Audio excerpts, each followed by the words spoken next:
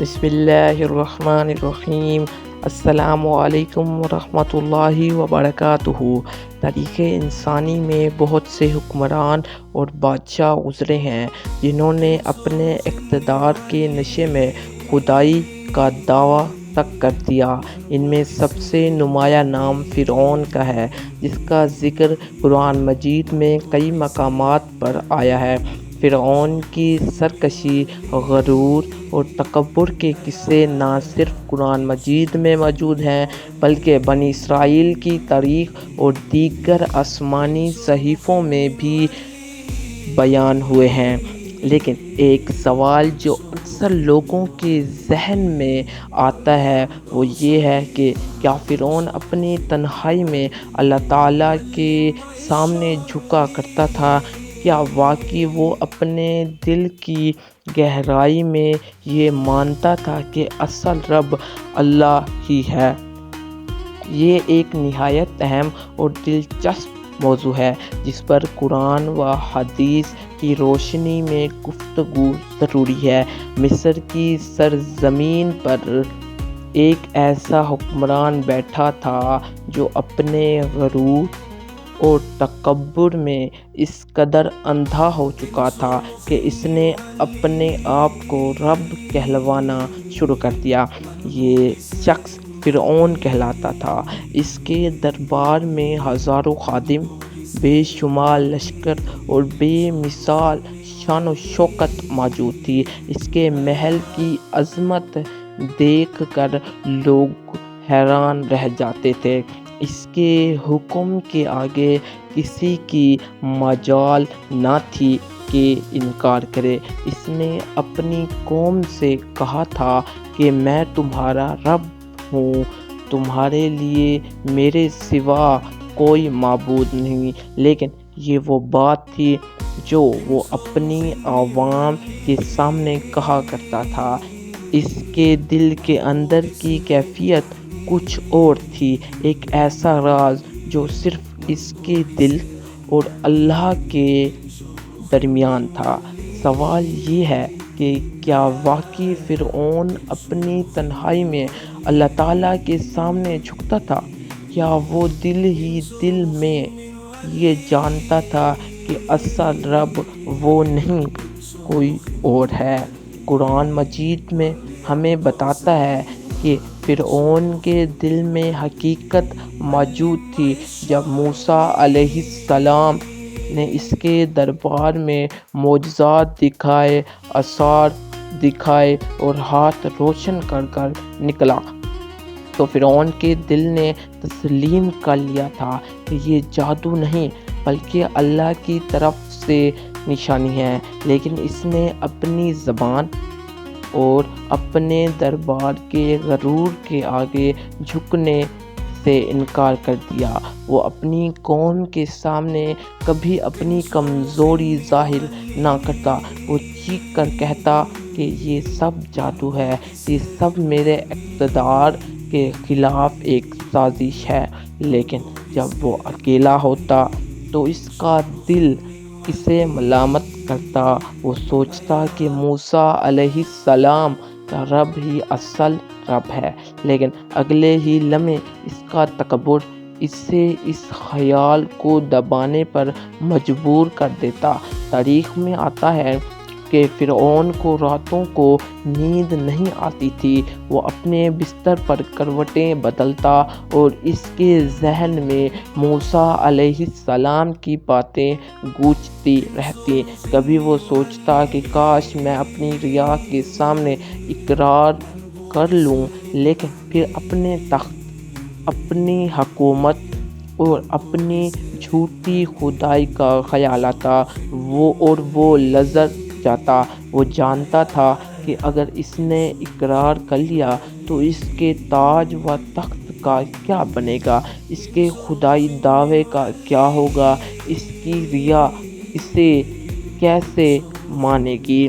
یہی خوف اور تکبر اس کو سچائی ماننے سے روکتا رہا۔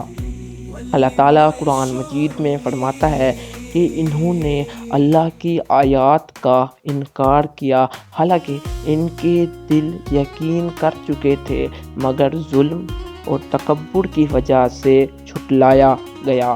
یہ آیت اس بات کا ثبوت ہے کہ فرعون کا دل اصل حقیقت کو جانتا تھا۔ ہاں، اس نے اپنے دربار میں بار بار کہا کہ میں رب ہوں، میں سب سے بڑا رب ہوں، لیکن اس کا دل کہتا تھا کہ اصل رب وہی ہے جس پر موسیٰ ایمان لایا ہے، مگر یہ دل کا ایمان نہ بن سکا، کیونکہ ایمان کے لیے صرف دل میں ماننا کافی نہیں، بلکہ زبان اور عمل سے بھی ماننا ضروری ہے۔ فرعون کا اصل امتحان اس وقت آیا جب وہ اپنے لشکر کے ساتھ بنی اسرائیل کا تعاقب کرتا ہوا سمندر تک پہنچ گیا۔ سمندر کی لہریں اس کے سامنے دیوار بن کر کھڑی ہو گئیں اور موسیٰ علیہ السلام اور بنی اسرائیل اس میں سے گزر گئے۔ فرعون نے غرور کے نشے میں اپنے لشکر سمیت سمندر میں قدم رکھا، مگر جیسے ہی پانی کی لہریں بلند ہوئیں اور اس کے لشکر کو گھیر لیا، اس کے غرور کے محل زمین بوس ہو گئے۔ اب وہی زبان جس نے کہا تھا کہ میں رب ہوں، لرزتے ہوئے کہنے لگا، میں ایمان لے آیا اس رب پر جس پر بنی اسرائیل ایمان لائے۔ لیکن اللہ تعالیٰ کی طرف سے جواب آیا کہ اب ایمان لاتے ہو، اب جب کہ تو ڈوب رہا ہے، حالانکہ اس سے پہلے تو نے بغاوت کی اور زمین میں فساد مچایا۔ یہی وہ لمحہ ہے جو انسانیت کے لیے سب سے بڑی عبرت ہے۔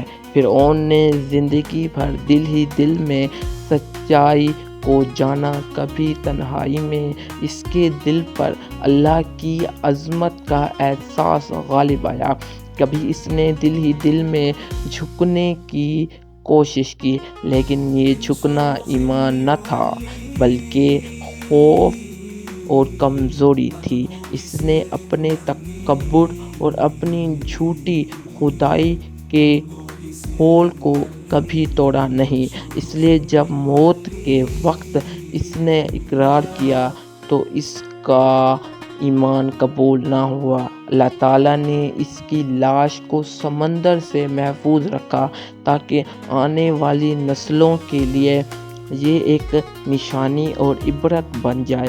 آج بھی مصر کے عجائب گھروں میں فرعون کی لاش پڑی ہے، جو دنیا کو یہ پیغام دیتی ہے کہ طاقت، اقتدار اور غرور انسان کو بچا نہیں سکتا۔ دل میں اللہ کو ماننے کے باوجود اگر کوئی زبان اور عمل سے انکار کرے تو اس کا یہ اندرونی یقین اسے نجات نہیں دے گا۔ نجات صرف اس کو ملے گی جو دل سے مانے، زبان سے اقرار کرے اور عمل سے اپنے ایمان کو ثابت کرے۔ اس کہانی میں ہمارے لیے ایک بڑا سبق ہے۔ ہم میں سے بہت سے لوگ دل ہی دل میں اللہ کو مانتے ہیں، لیکن اپنی زندگی میں اللہ کے احکام پر عمل نہیں کرتے۔ ہم جانتے ہیں کہ نماز فرض ہے، لیکن پھر بھی غفلت کرتے ہیں۔ ہم جانتے ہیں کہ حرام سے بچنا چاہیے، لیکن پھر بھی اس میں مبتلا ہو جاتے ہیں۔ یہ وہ کیفیت ہے جو فرعون پر تھی۔ وہ دل سے جانتا تھا، لیکن اس نے اس کا اظہار نہ کیا، اس لیے وہ ہمیشہ کے لیے برباد ہو گیا۔ اگر ہم بھی صرف دل میں مانتے رہے اور زبان و عمل سے انکار کرتے رہے تو ہمارا انجام بھی فرعون جیسا ہو سکتا ہے۔ فرعون کا انجام اس بات کا اعلان ہے کہ دنیاوی طاقت اور جواو جلال کبھی اللہ کی گرفت سے بچا نہیں سکتے۔ اللہ دلوں کے حال جانتا ہے، لیکن وہ ایمان کو اس وقت قبول کرتا ہے جب وہ دل، زبان اور عمل تینوں سے ظاہر ہو۔ فرعون کی طرح صرف تنہائی میں جھک جانا یا دل میں مان لینا نجات کے لیے کافی نہیں۔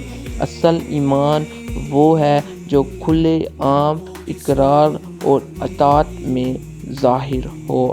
اگر آپ کو ہماری ویڈیو اچھی لگی ہو تو مہربانی فرما کر اس کو سبسکرائب کر لیں، تاکہ ہر آنے والی ویڈیو کو نوٹیفیکیشن آپ تک لازمی پہنچتا رہے اور ہم آپ کو اسلامی تعلیمات کے متعلق انفارمیشن دیتے رہیں اور آپ اس کو مزید لوگوں تک پہنچاتے رہیں۔ آپ اپنا خیال رکھیے گا، تب تک کے لیے اللہ حافظ۔